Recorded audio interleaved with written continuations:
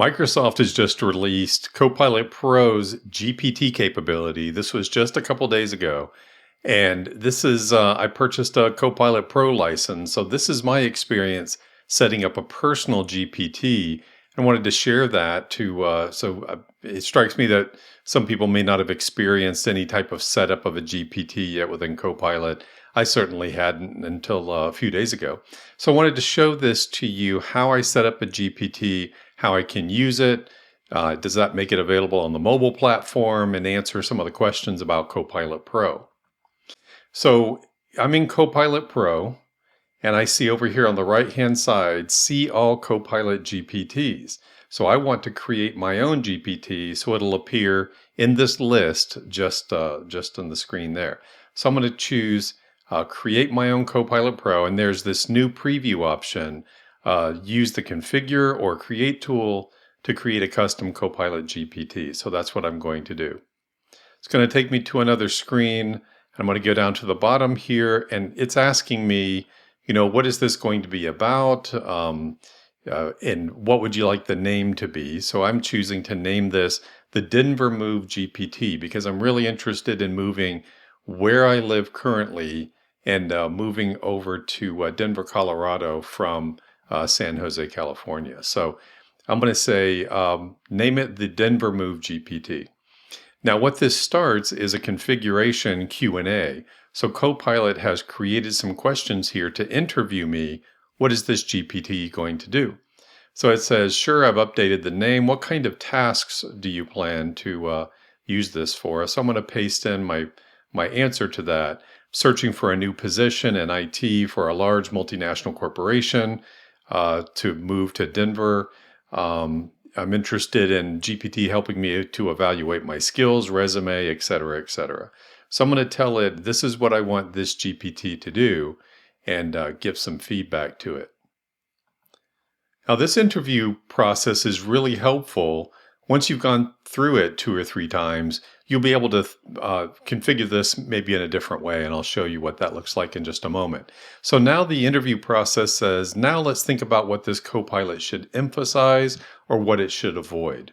So I'm going to answer that with avoid simple suggestions. I'm an experienced professional. I don't need simple resume guidance or anything like that. So I'm going to give it this prompt.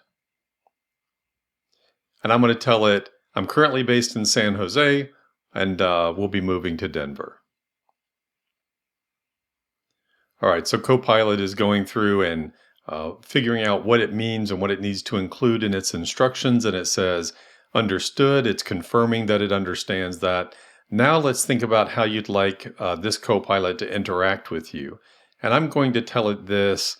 Copilot should provide me with good, actionable suggestions, interact with me casually, etc. The use of technical jargon is fine, but I learn best through understanding examples and stories.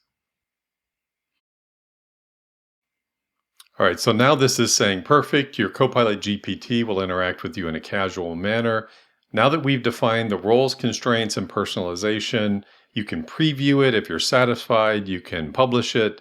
So I'm going to show you what I'm going to do here. The first thing is this Q&A is really, really helpful. It allows me to figure out how to tell the GPT to interact with me. In the future, I'm going to go to this configure option here, and you can see all of the same information is available to me.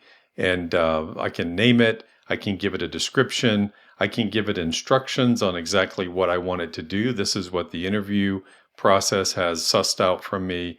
I can even upload a file to tell it, these are the instructions I want you to use because I created it in a file, which is really, really, really nice.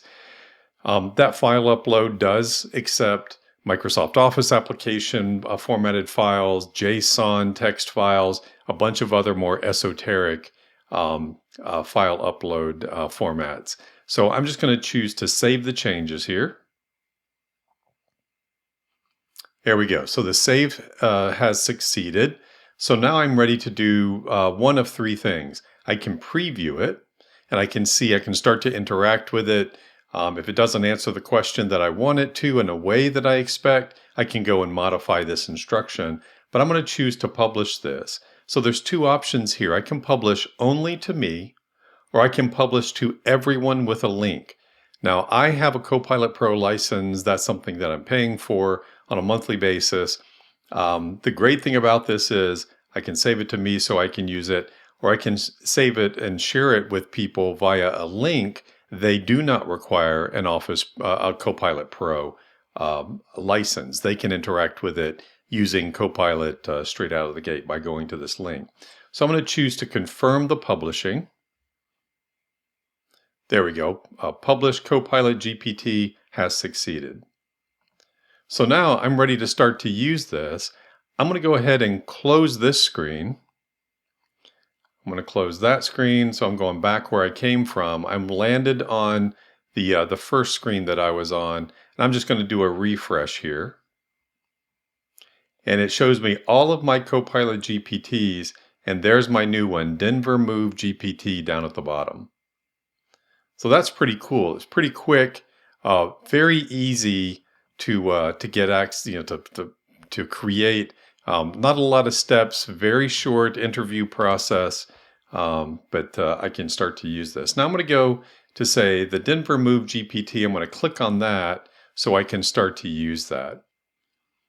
All right, so now that I'm in the Denver Move GPT, I'm going to go down and I'm going to ask it some questions about my move.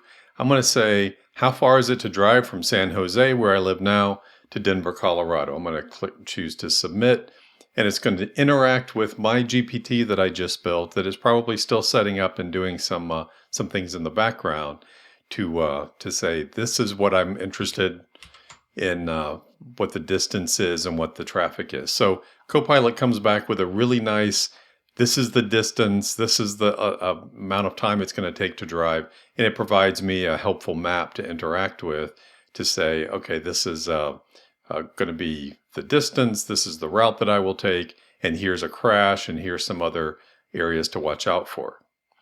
Now I'm going to go down and I'm going to ask it, I'm really interested in Denver, but I don't know much about Denver. So what's the average salary for a director of technology in Denver? So let's see what it comes back with. All right, so it says the average salary for a director of technology in Denver varies depending on sources, et cetera, et cetera. There's some pretty good salaries there in Denver, Colorado. And just as with other Copilot instances, I can hover over the reference at the end of it, and I can see that go directly to a location that it got that information from. So I'll click on one here. It'll go to the Indeed site, and I can interact with that there. Now I can say, since I'm moving to Denver and I don't know much about the place, I want to know what are the best high schools and neighborhoods in Denver. So it should pick up, I'm asking a question about Denver because I'm moving there, and here's the, I'm interested in this information, not for where I live, but where I'm going to. All right, so it says Denver Move GPT. In Denver, some of the best high schools are these. This is what they're recognized for. And again, it gives me references and gives me a map. Whoops, I may have scrolled down too quick. There we go. So here's the high schools. I can then start to ask it other questions. Let's see. I will need a vet when I arrive. What vets are available in the, and let's pick a nice area here. Let's say in the Highland area. So let's say in the, there we go. So it says in the Highland area of Denver, you have several great options: urban vet care, Highlands Animal Clinic. So this is now learning what I'm doing, understanding what I'm doing, coming back with responses specific to this GPT. And this is a really, really cool tool with a lot of different options that I can configure for researching things, for evaluating moves, for evaluating new cities, for asking questions about just about anything, actually. So I can refine this over time and make it more impactful for me.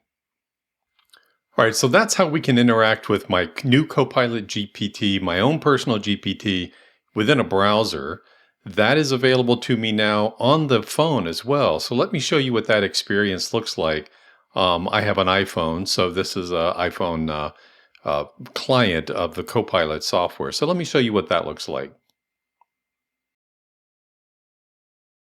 So I'm going to go into the Copilot client within iOS, and that's what's showing now. Now I'm in the full client for Copilot. The first thing I noticed is it doesn't say Copilot Pro in the interface for the iOS device. So that made me wonder, am I even in the in Copilot Pro in my license? And it is in Copilot Pro, it just doesn't say that. So I'm going to click on the hamburger in the upper left-hand corner, and you see all the Copilots that are available.